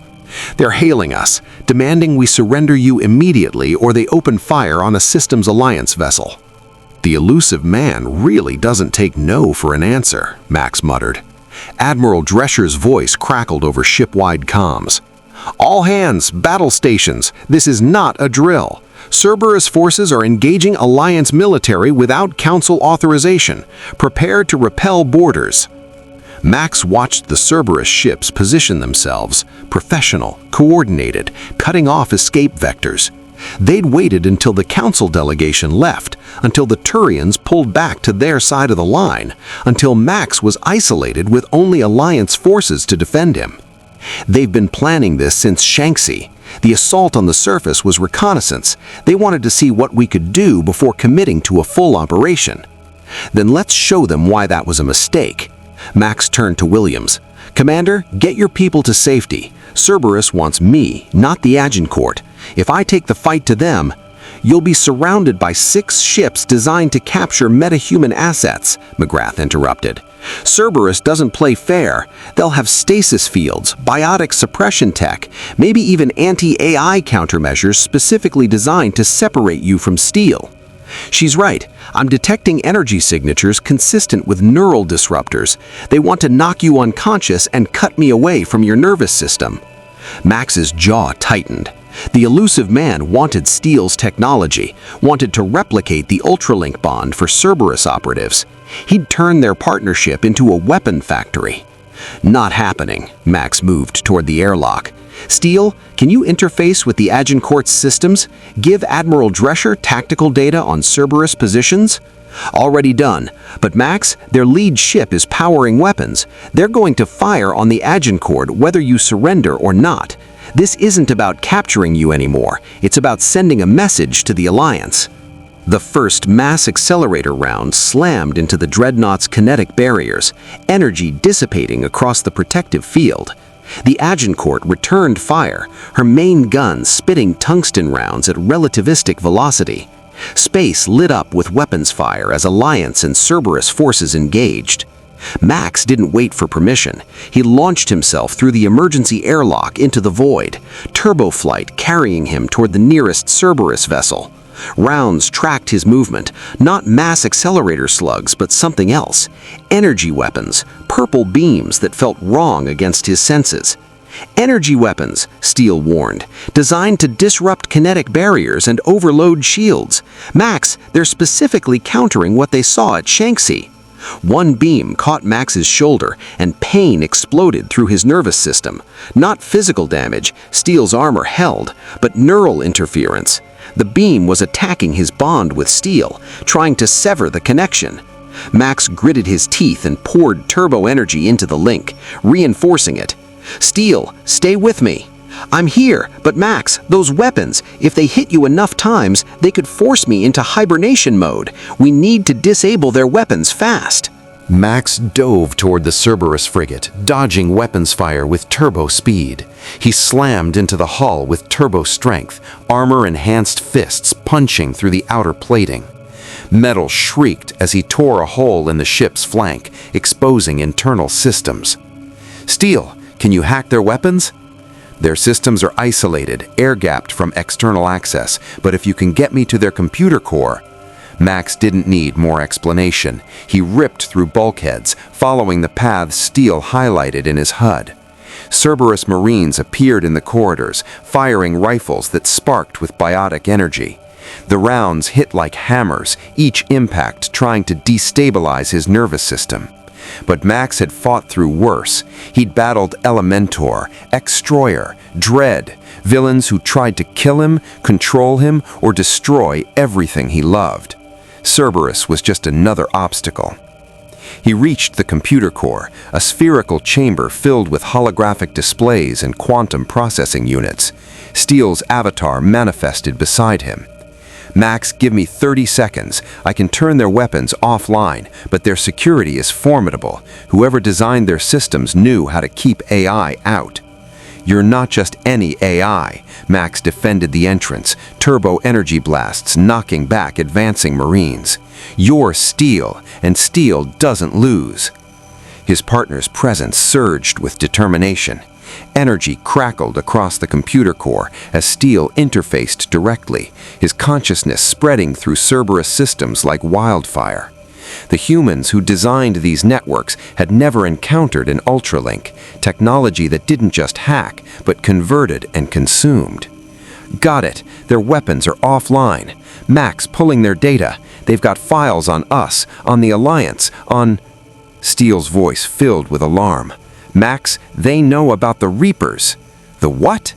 "Ancient machines that harvest advanced civilizations every 50,000 years. The Council thinks they're myths, but Cerberus has evidence they're real. And Max, the Reapers are coming, soon."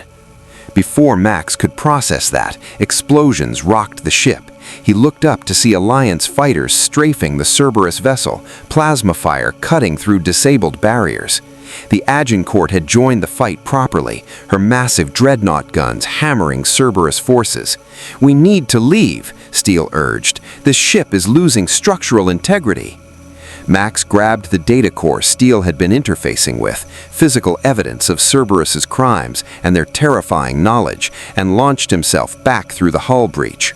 Space opened around him, the battle raging across Shanxi's orbit. 2 more Cerberus ships were burning, Alliance forces exploiting the weapon shutdown Steele had achieved. But the remaining vessels were retreating, jumping to FTL before the Alliance could pursue. Max flew back to the Agincourt, landing in the cargo bay where Williams and a full platoon waited. The commander lowered her rifle when she saw him carrying the Cerberus data core. "Please tell me that's what I think it is," she said. "Everything Cerberus knows about me, about Steele, and about something called the Reapers," Max said, handing her the core. "Admiral Drescher needs to see this, all of it." William's expression darkened. "The Reapers, McGrath, that's classified intelligence. How did you..." "Steele hacked their systems while I was keeping their Marines busy." Max retracted his helmet, breathing hard. The neural disruptor beams had taken more out of him than he'd admit. "Commander, what are the Reapers?" "Above my clearance. Williams said, but her tone suggested she knew more than she could say. But if Cerberus has proof they exist, the Alliance needs that information yesterday. Admiral Drescher arrived minutes later, flanked by intelligence officers. She looked at the data core, then at Max, her expression unreadable. You just assaulted a Cerberus vessel, stole classified intelligence, and prevented them from kidnapping you, she said slowly. McGrath, you've been nothing but trouble since you arrived in our galaxy. I know, Max said tiredly. And I'm sorry. But they were going to attack the Agincourt anyway. At least this way, you got something useful out of it. Drescher's stern expression cracked slightly. Useful is an understatement. If this data is genuine, you just handed the Alliance leverage against one of our biggest threats. She paused. You're still exiled from Citadel space. The Council's ruling stands. But the Systems Alliance won't forget what you did here. I didn't do it for recognition, Admiral. I did it because Cerberus was going to hurt people to get to me. That's not acceptable. No, Drescher agreed quietly. It's not. She gestured to her officers. Get that core to Admiral Hackett immediately. Priority 1 encryption. And McGrath? She offered her hand. For what it's worth, I'm glad you ended up in our universe, even if you are diplomatically catastrophic. Max shook her hand, managing a tired smile. That's the nicest thing anyone said about me all day. As Drescher left with the data core, Williams approached. You've got 19 hours left before your deadline. I've prepared supply packages and updated star charts for the Terminus systems. It's not much, but it'll help. Thank you, Max said sincerely. For everything, Commander. You didn't have to help me. Yes, I did. Williams's expression was serious. You stood up for what was right, even when it cost you. That's rare in this galaxy. Don't lose that, McGrath. The Terminus systems will try to break you, make you cynical and hard. Don't let them. She left him in the cargo bay, alone with Steele and the vast galaxy beyond the ship's hull. Max looked out at the stars, so many more than he'd ever seen from his Earth, and felt the weight of what came next. Exile, danger, unknown threats called Reapers that harvested civilizations, and somewhere out there, the elusive man was already planning his next move. Steele, Max said quietly, did we make the right choice, refusing the Council's terms? We made the only choice we could live with, Max said. Max, I've been analyzing the data we stole from Cerberus. The Reapers, they're real. Ancient, unstoppable machines that return every cycle to wipe out advanced organic life. The Council refuses to believe it, but the evidence is overwhelming. How long until they arrive? Years, maybe decades. But Max, Steele's presence carried weight. When they come, this galaxy won't be ready. The Council is divided, species distrust each other, and AI research is banned even though synthetic intelligence might be crucial to defeating the Reapers. I understand. You're saying we need to help prepare them, that our exile might actually be an advantage because we can operate outside Council politics. Exactly. In the Terminus systems, we can build alliances the Council won't. We can prove that organic and synthetic life can work together. We can become the example this galaxy needs before the Reapers arrive. No pressure then, Max smiled despite the exhaustion. Steele, we're talking about preparing an entire galaxy for an existential threat they don't believe exists. How do we even start? The same way we always start, by helping one person at a time, protecting those who can't protect themselves, building trust through action, not words. Max nodded slowly. It was insane, impossible, exactly the kind of challenge that would have terrified him 3 years ago before he became Max Steele. Now, it just felt like another day on the job. All right, Max said, straightening. We've got 19 hours. Let's use them to learn everything we can about the Terminus systems. Then we go out there and show this galaxy what Max Steele can do. Together, Steele affirmed. Always together. The transport shuttle carried Max away from the Agincourt exactly 18 hours later, heading for a relay that would take him beyond Council authority. Commander Williams had personally supervised the supply loading, rations designed for extended deep space travel, medical supplies, technical equipment that might prove useful, and a modified Omni tool programmed with Williams' personal contact encryption.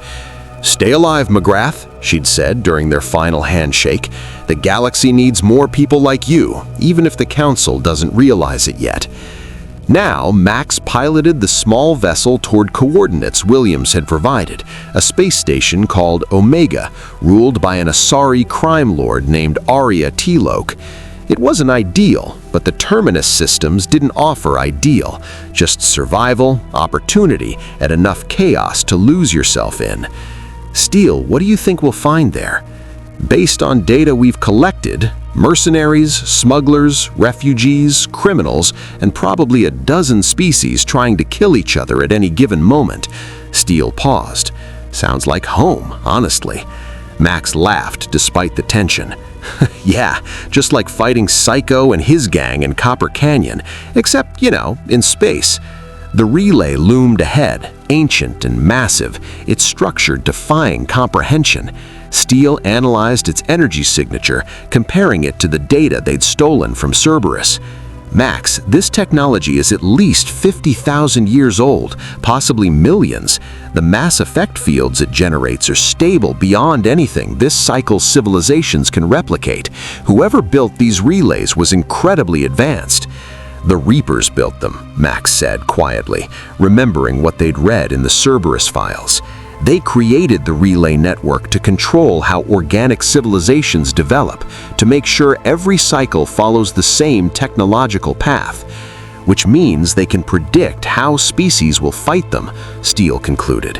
"But Max, we don't follow that path. Turbo energy isn't based on mass effect fields. Our technology is completely outside their framework. You think that gives us an advantage?" "I think it makes us unpredictable, and unpredictability might be exactly what this galaxy needs."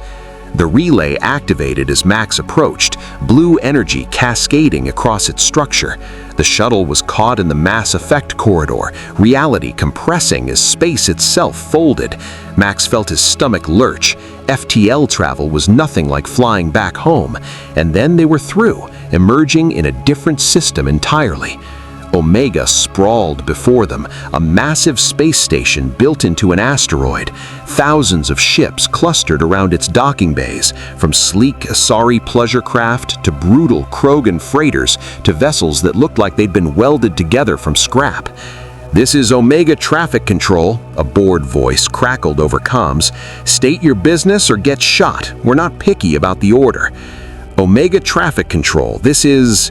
Max hesitated. He couldn't use his real name. Cerberus knew it, the Council knew it, and word would spread fast in a place like this.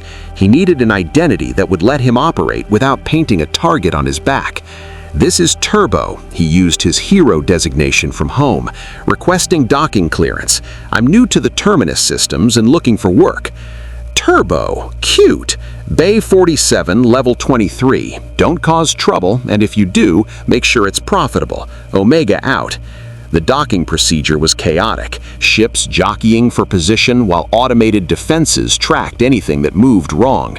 Max guided his shuttle to Bay 47, landing between a Batarian slave ship, which made his blood boil, and what looked like a Quarian vessel undergoing repairs. He stepped out into Omega's atmosphere, and the sensory overload hit immediately. The station was loud, music, arguments, weapons fire echoing from somewhere deeper in, and crowded with species he'd never seen before. Asari with blue skin moved alongside Turians, Krogan wearing heavy armor, Solarians talking rapidly, and dozens of others he couldn't identify. "Max, I'm detecting at least 7 different factions operating in this docking bay alone.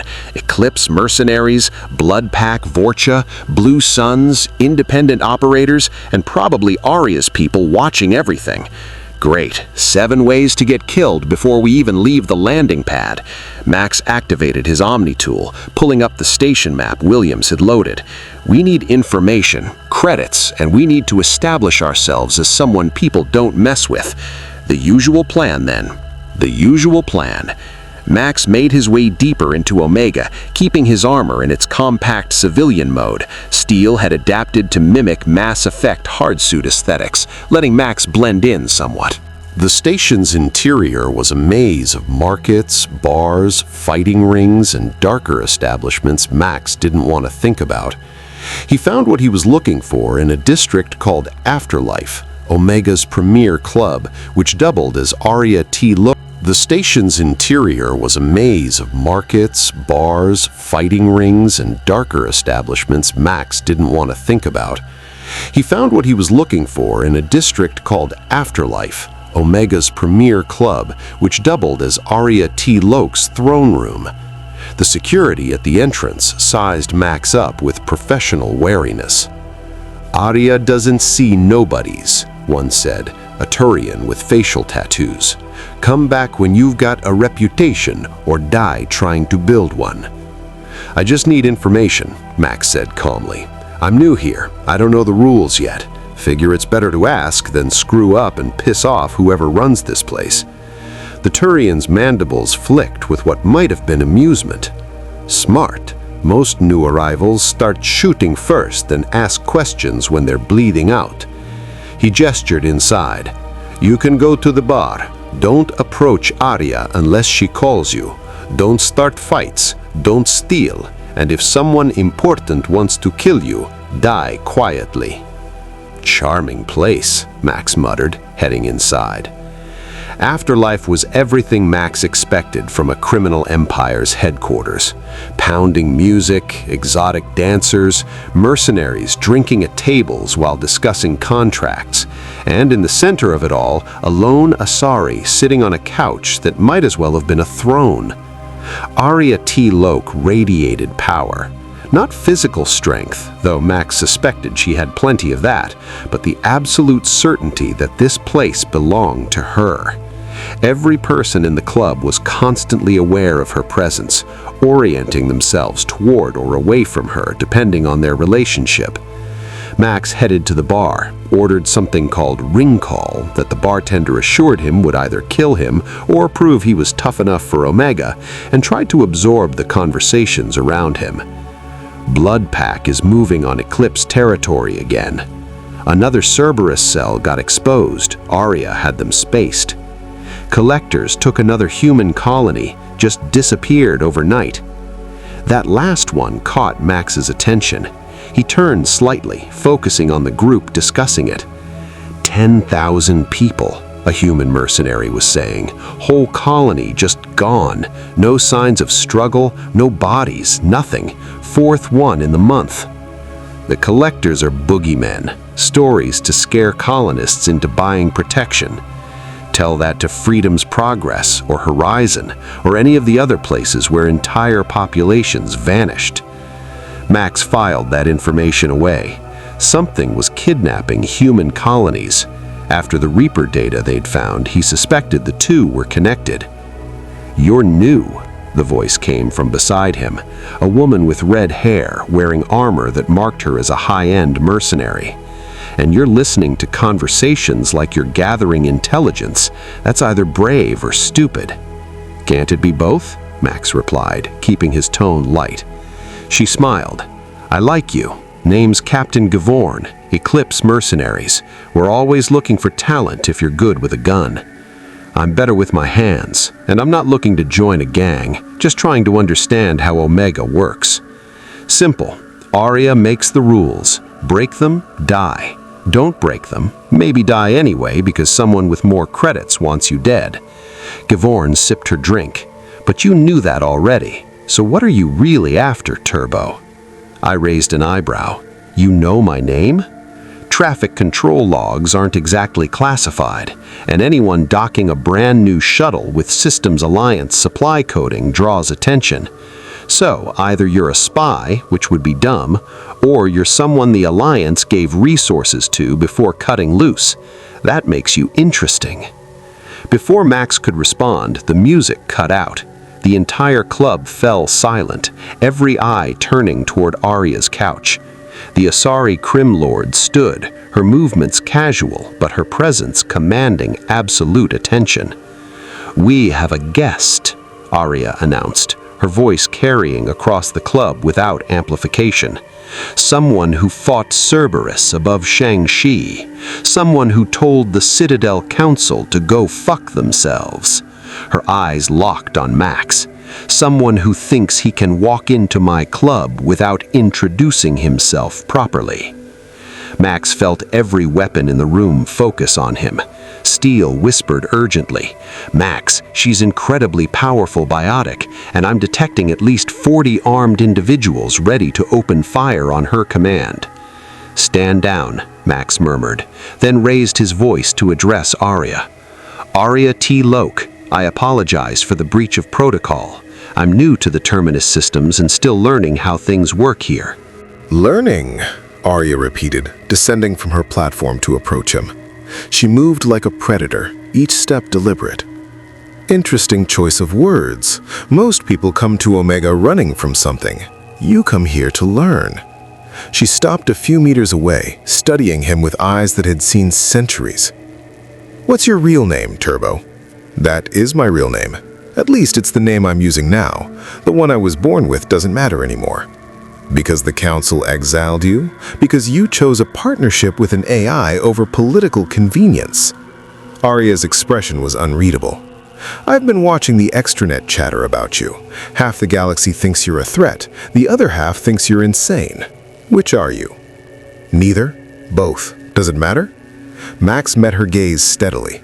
"I'm here because the Council doesn't want me in their space, and the Terminus systems don't care about Council laws. I'm not looking for trouble, but I'm not running from it either." Arya studied him for a long moment. Then, unexpectedly, she smiled. "I like you.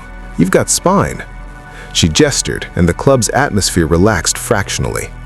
"Omega has 3 rules. Don't fuck with Arya, don't fuck with Arya's people, and don't fuck with Arya's interests. Follow those, and you're free to do whatever you want here. Break them." Her biotic aura flared, blue energy crackling around her. "And I'll make you wish the Council had killed you." "Understood." "Good." Arya turned to walk away, then paused.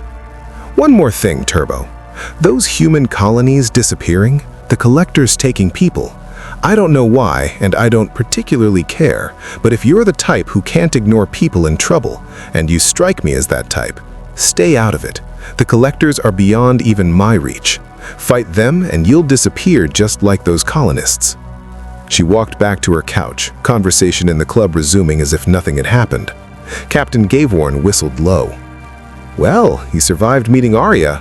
That puts you ahead of about 30% of new arrivals." She finished her drink. "I'm serious about the Eclipse offer, by the way. We could use someone with your unique perspective." "I'll think about it," Max said, though he had no intention of joining mercenaries. "Captain, those Collectors, what do you know about them?" "Rumors mostly. Bug-like species, advanced tech, work for someone called the Harbinger. They show up, take what they want, leave no traces. Some say they're preparing for something big. Others say they're just slavers with good equipment." She shrugged. "Either way, Arya's right. Don't get involved." Max thanked her and left Afterlife, his mind racing. The Reapers were coming, human colonies were disappearing, and Max was exiled with no resources except his armor and his partner. It should have been terrifying.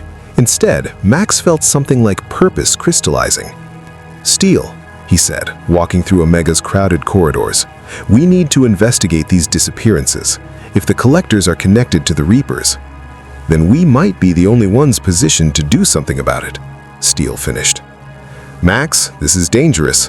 We don't have Alliance support, Council resources, or even a ship capable of deep space travel.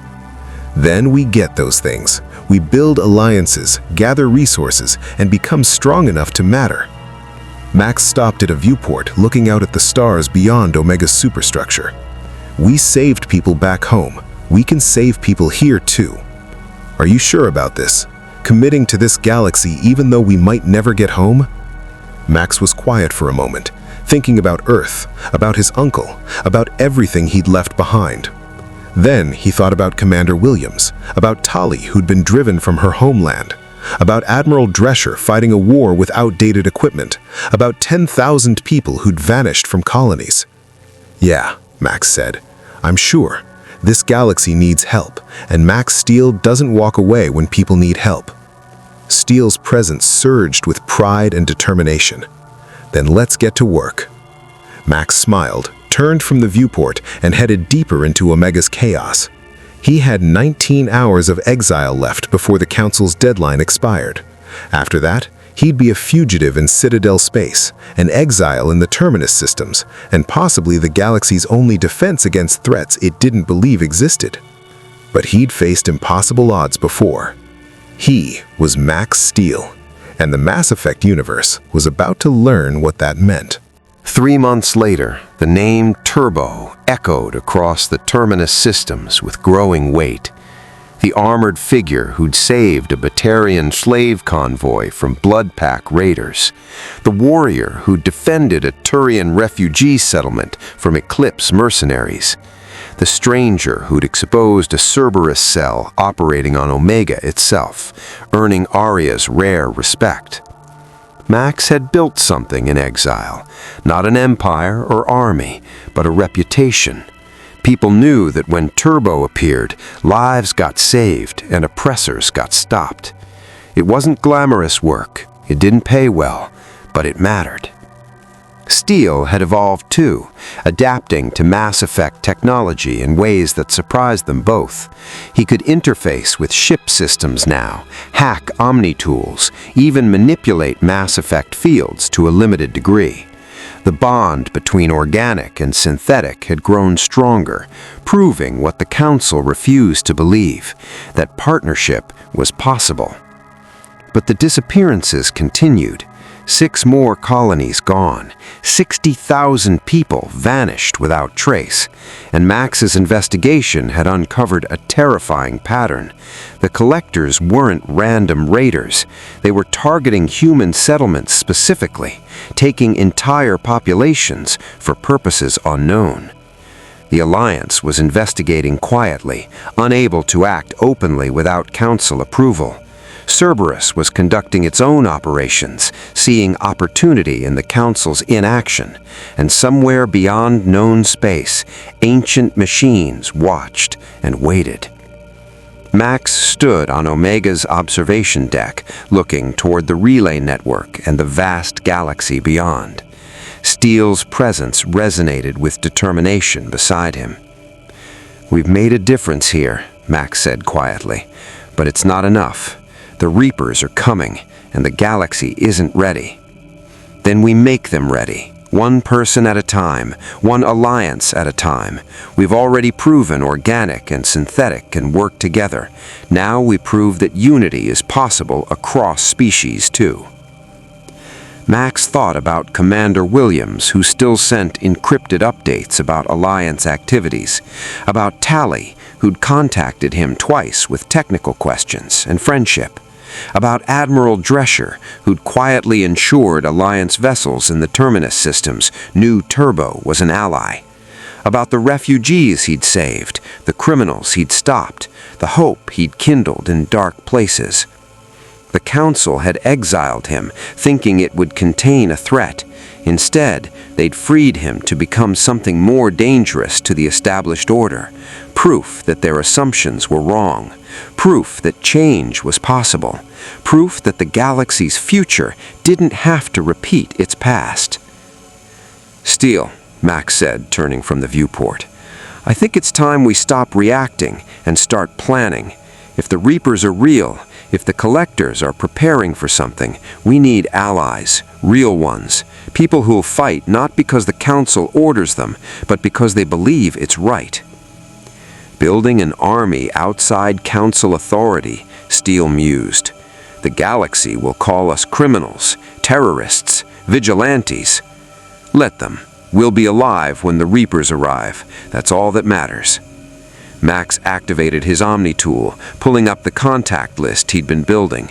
Mercenaries who'd proven honorable, scientists who questioned Council orthodoxy, refugees seeking purpose, and somewhere in that list, a message from an unknown source, coordinates to a derelict Reaper, proof that the threat was real. The message was signed only with a symbol, a stylized eye. The shadow broker was making contact. Max smiled. The most powerful information dealer in the galaxy wanted to talk. That meant they'd gotten someone's attention. Someone who recognized that Max Steel, Turbo, whatever name he used, was becoming a force that couldn't be ignored. "Steel, prep our shuttle. I think we're about to get very busy." "Max," Steel said, his tone carrying warmth and pride, "I wouldn't have it any other way." They left Omega together, partners facing an impossible challenge in an alien galaxy. The Council thought they'd neutralized a threat. Cerberus thought they'd lost a potential asset. The galaxy thought one exile couldn't possibly matter. They were all wrong, because Max McGrath hadn't just survived being thrown into the Mass Effect universe. He'd adapted, he'd grown, and now, with Steel beside him and purpose driving them forward, he was going to help save this galaxy, whether it wanted saving or not. The Reapers were coming, but so was Max Steel, and that would make all the difference. The galaxy awaits. More stories beyond the stars.